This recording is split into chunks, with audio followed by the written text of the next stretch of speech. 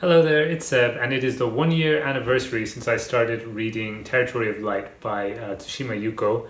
And what I originally planned to do was read a chapter a month and do a really short, video review of that chapter, just capturing my feelings as I went through. And then I thought, after 1 year, I would have this collage of me reading the book and the ups and downs and all that. That didn't happen. I managed to stick to the actual reading of a chapter a month because they were quite nice and short, and I was always looking forward to them every month.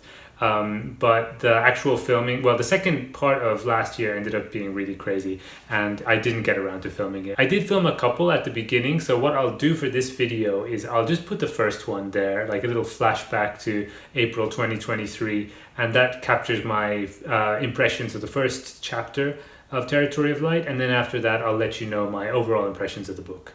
Hello, I'm Seb, and this is Territory of Light by Yūko Tsushima, the chapters of which were originally published as short stories and serialized between 1978 and 1979. And it says here between July 1978 and June 1979. So I was a little kind of bummed that I decided to do it in spring rather than in summer. But basically, I decided to read every chapter a month, read it as it was published, right? So as serialized short stories rather than chapters in a single book. The first sentence is, "The apartment had windows on all sides." For me, that's just a great first sentence. It's a totally appropriate use of the one-line paragraph. It's gives you this spatial kind of layout, introducing the setting, but also creates this sort of idea of psychological space, because it's what would it be like living with these different windows on all sides, and it's also called Territory of Light, so we got an idea of light coming in. And I don't know, it's just I love this first sentence. I love it so much. It's hard to explain exactly why I love this first sentence so much. Maybe I'll do another video on that sometime. What this is a story of a divorced woman looking for an apartment for herself and her daughter, her young daughter, after the divorce. So the first time they'd be living alone, just the two of them.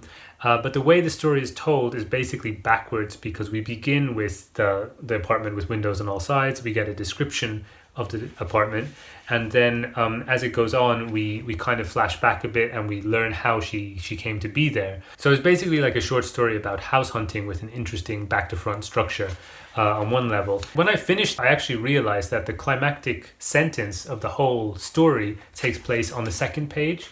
Actually, I'll read it to you. It's, "I felt like giving myself a pat on the head for having managed to protect my daughter from the upheaval around her with the quantity of light," talking about the amount of light that she can get into the room that they found in the end. This reminded me of one of my favorite writers, Heinrich von Kleist, who often begins his short stories with the climax, or the most dramatic, exciting, psychologically complex, or maybe kind of paradoxically interesting sentence he puts as the very first sentence, and uses that as a hook, so that then the rest of the story will kind of go back in time and forward in time to explain how we got to that strange hook that we got at the beginning. So yeah, when something reminds you of one of your favorite writers, and it's a technique that one of your favorite writers does, that can either be a very good thing or a very bad thing. It can be very bad because it will remind you of someone who did it better, basically, or who did it better in your eyes. And so luckily for me, this was absolutely not the case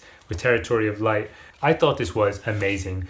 Before I get into it, the next bit is just describing the room, and there's I think 2 pages describing the different rooms and the layout. And already just from the third and fourth pages, I was so invested in this apartment that I was sketching the layout. And I love when books make me sketch, whether it's a family tree. Usually it's a family tree, otherwise I'm not that interested. But when the description I find so intriguing that I want to draw it myself, then it's usually a really good sign that I'm gonna enjoy the book. That was definitely the case with the first story here.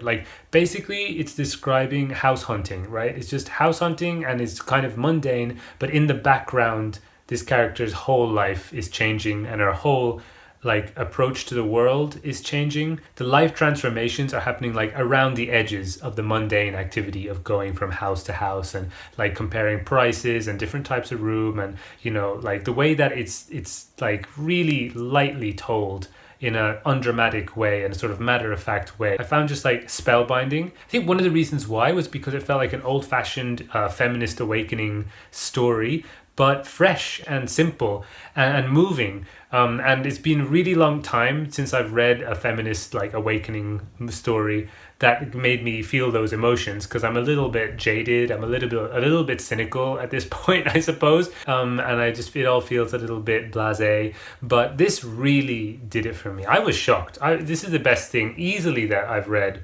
so far this year. And it's April, you know what I mean? So we're already a few months into the year. But yeah, we'll see. Now I'm a little bit worried if the rest of it can live up to this, because, you know, that's only the first month and like I've got a whole year for the book to not be so good. But I'm mostly in a positive mood because Territory of Light, as in the story or the chapter rather than the novel itself, was fantastic. Oh, and another really good thing was that when she finds the apartment, like the cherry blossoms are blooming, or it's around that time. Which means that it's April or around, you know, end of March, beginning of April when the story takes place. So I was kind of worried that it was all going to be set in the muggy Japan summer while I'm reading in spring, and I'd always be kind of out of sync with the character. But actually it's set exactly now. So that was just a wonderful coincidence, which is going to make the reading experience much better. So that was one of the only things I was kind of worried about with this project, was that like the time gap was there between me reading it and the story taking place. But apparently the time gap isn't there. It was just published in summer, but it's set in spring. So everything is wonderful, basically. Back to April 2024, and it's interesting, I talk about a divorce in that little clip. Actually, it was separation. The divorce becomes a plot point later on in the novel, just to clarify that. Although I've heard Tsushima Yūko actually referred to it as a divorce at the beginning of the novel herself. So I guess even she doesn't remember exactly. It's kind of a bit ambiguous, I suppose. But what else was interesting? The fact that I call them short stories sometimes. It shows that like I was kind of just starting it, and the first chapter really felt so contained. And I do feel all the chapters could be read as standalones in a way, but also now I definitely see them more as parts of a whole. Starting from the second chapter especially, that felt more like, you know, setting the groundwork for a novel, like more like novel-y than like beginning, middle, end short story. Although her beginnings and middles and ends are all so interestingly constructed. The second chapter kind of brought me back down to earth. You could see I was kind of giddy after reading the first chapter. The second chapter I felt like, okay, like this is good, but it's not mind-blowing. She replaces light with water as like kind of the main symbol running through that chapter. There's a water leak, and then there's rain, and then there's like the sound of water in her dreams. So water is like a kind of ambiguous metaphor for her state of being at that time. One of the things that I didn't like so much in this book, or maybe it's Tsushima's writing style, I don't know, is her use of metaphors. Sometimes is a little bit, I felt like a little bit cheesy. Just like light is like kind of obviously freedom and happiness, and I don't know, like it's not always so clear what she's talking about, which is better, but sometimes the sort of symbols didn't feel resonant. They felt like they meant something. Also, like her name, the apartment that she's moving in, the apartment building is called Fujino. It's the name of whoever owns the building, the Fujino apartment building. And her married name is Fujino.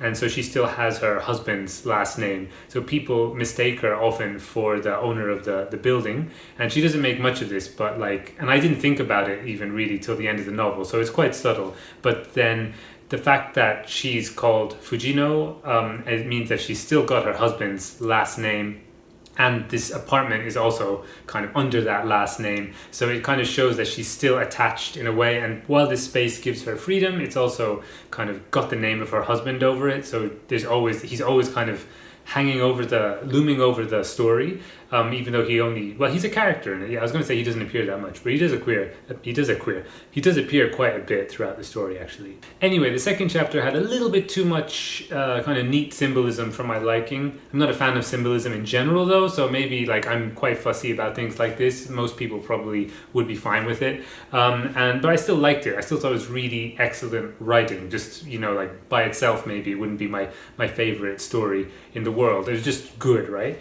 But then the third chapter, when it started, I was kind of a little bit apprehensive.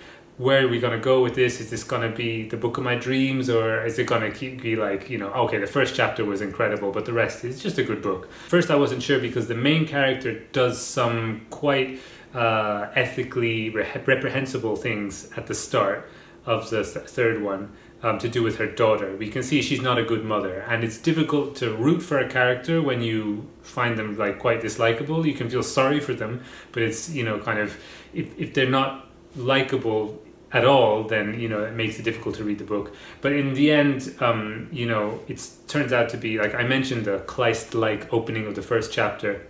This ends up, she does this as well, like she opens her chapters often with a scene, and then as we go into the chapter, we go into the future, into the past, and everything is kind of explaining why, kind of psychologically, the character was in this position at the start of the scene. So it works. It ended up working really well.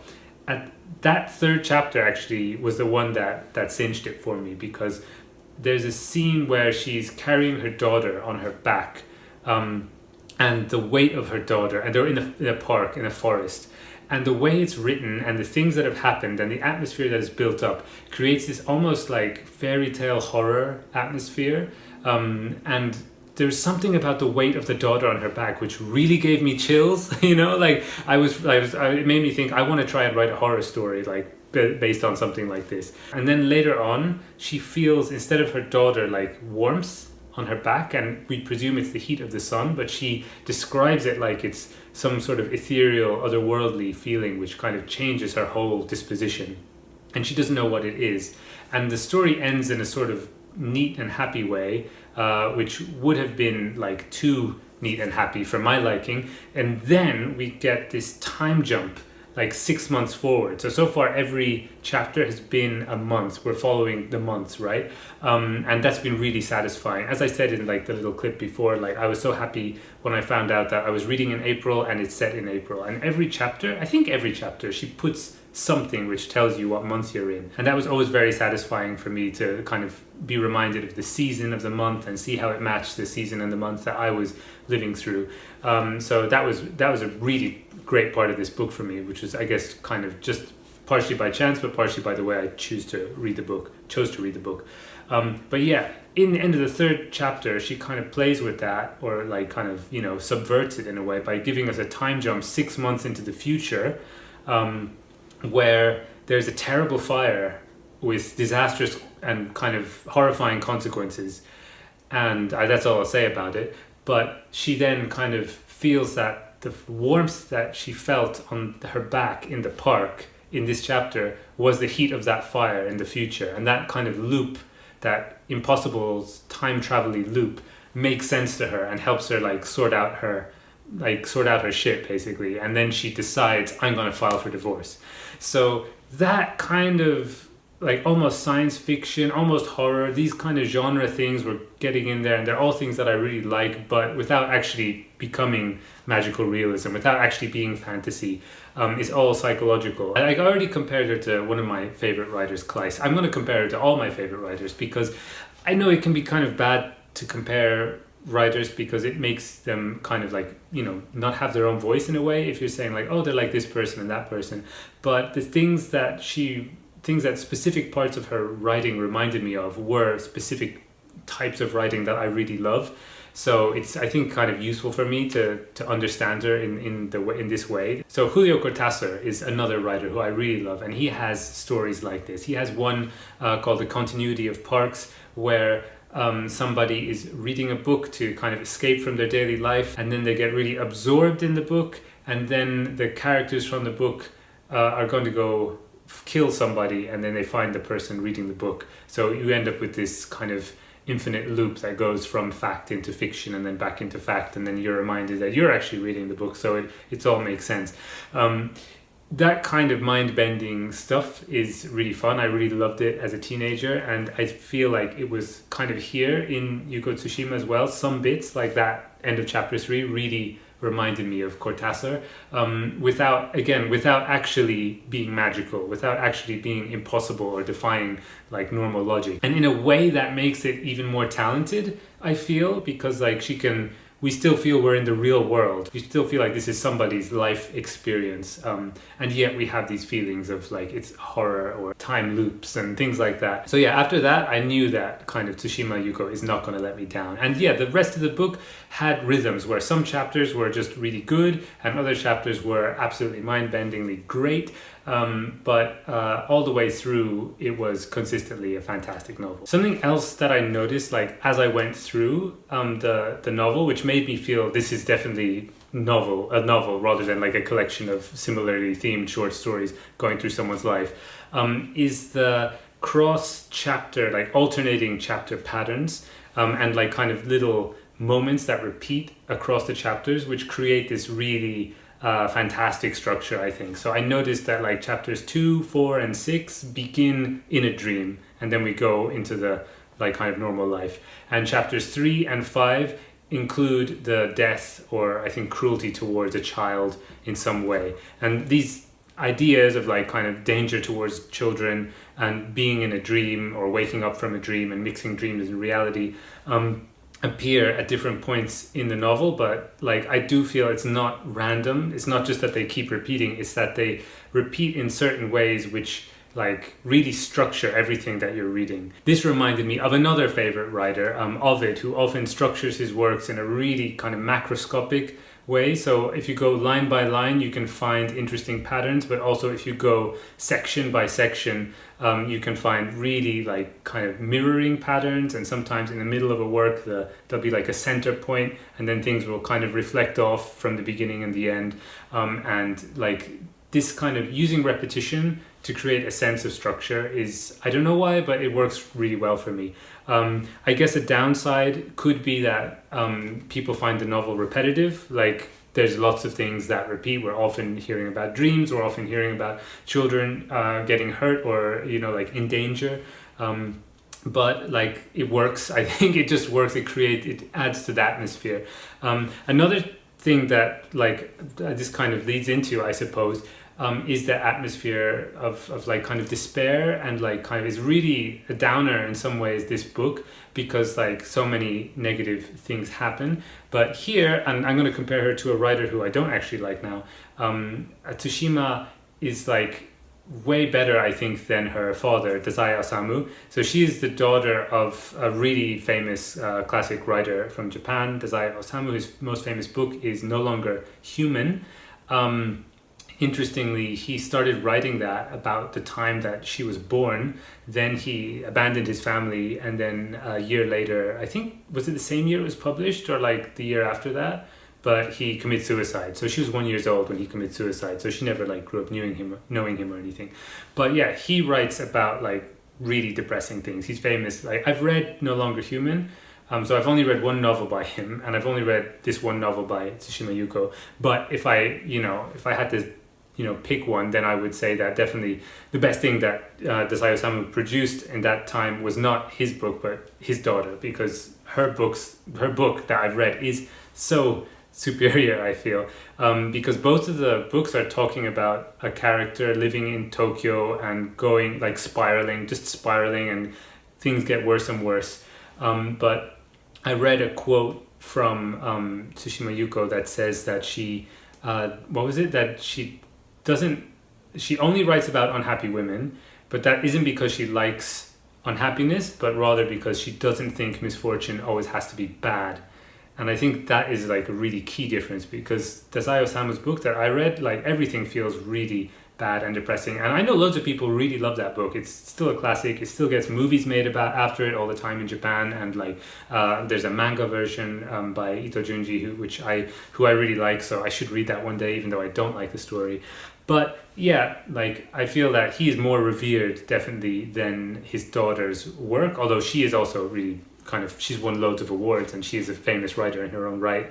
But yeah, her kind of character spiraling that's the thing, there's this sense that misfortune is not always bad. It's cultivating a sort of sensitivity towards life. Another thing that I read that Tsushima Yūko said was that she didn't want to write books that make people feel like they want to die, which is kind of a funny thing to say, but definitely there's a sort of balance of hope and despair, and one being ensconced in the other.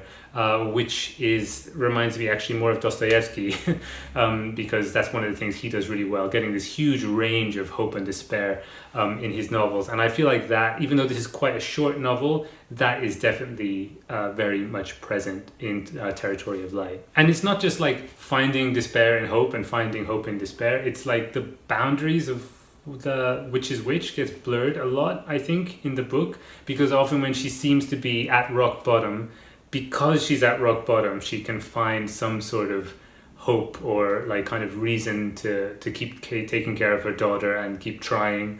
And then in the next chapter, it's like, oh, that wasn't rock bottom. No, actually, we're going even further down. So yeah, it can be, that's the weird thing though. I didn't feel like it was a heavy read at all.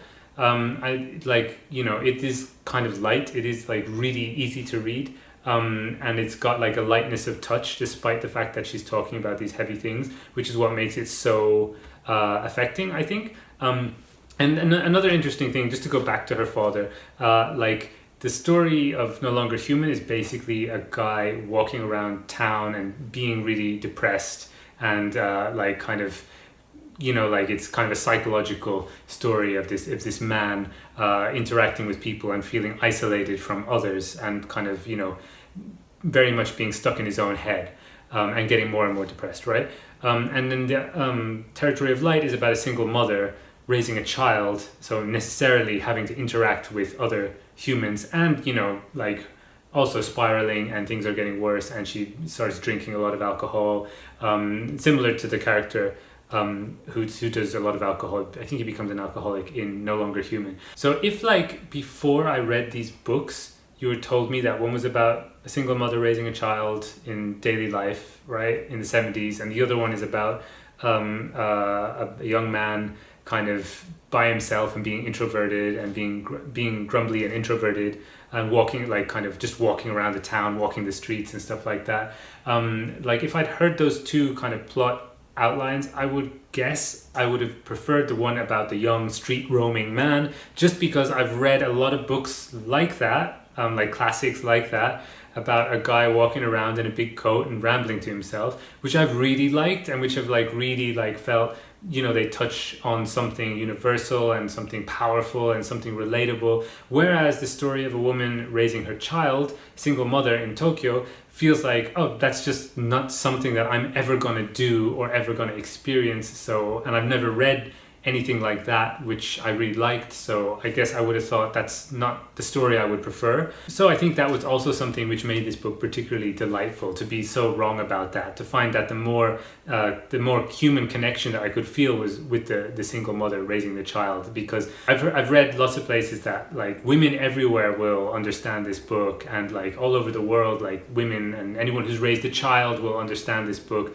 And I'm sure that's true, but I do think that through this character, or kind of fictionalized version of herself, I think Tsushima manages to get at fundamentals of what it is to suffer and then find hope and then just keep on living, which is done in a way which is written just expertly and is really pleasurable to read as well. So to finish up, I'm just going to talk about one scene, I guess. I could have picked so many. There are so many moments in this book which were absolutely brilliant, but there's one where she's on the train for the whole chapter, although it does flash back and forward like all of them, and I was reading it on the train as well. So again, so many things in this book, when she goes through Christmas, when it's spring, and there's so many moments where she's talking about the seasons or her surroundings and they match what I'm going through. So that was just fantastic as well. It felt like I think I said in an earlier video, I had a friend that I could check up on or hear about what they were doing throughout the year.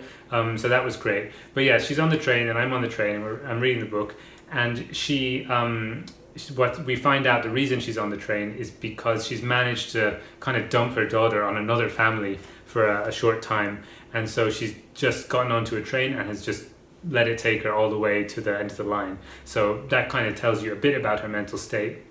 And then she gets off and she goes to the harbor and just starts looking at boats, and there's one boat in the distance which is kind of disappearing into the sky, and it becomes a pink kind of haze. There's a pink dot, basically, which it becomes, when it's just disappeared and you can no longer be discerned as a boat.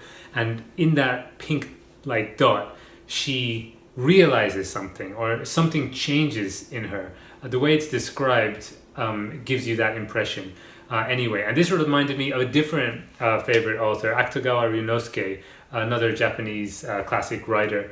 And he does this amazingly of finding like little moments in the everyday and little colors and sounds and feelings and like kind of sensations, and then making them like pregnant with psychological resonance and power, and like, you know, kind of showing us everything you need to know about a person almost, or so it feels when you read it.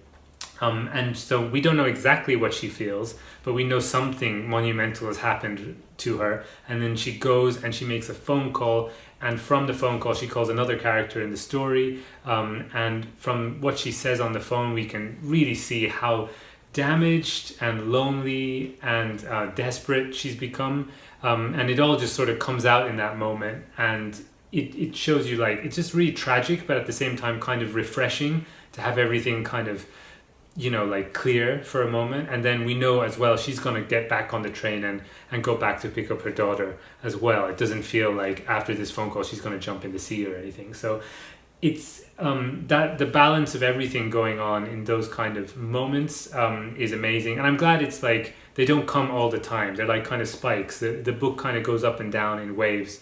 And it persists all the way to the end. It does have a sort of a beginning and an end, because we know at the beginning of the novel that she's moved into an apartment, which is the territory of light, and she says she's gonna stay. She did stay there for 1 year of her life, and so we're following that year of her life living in the apartment with her daughter.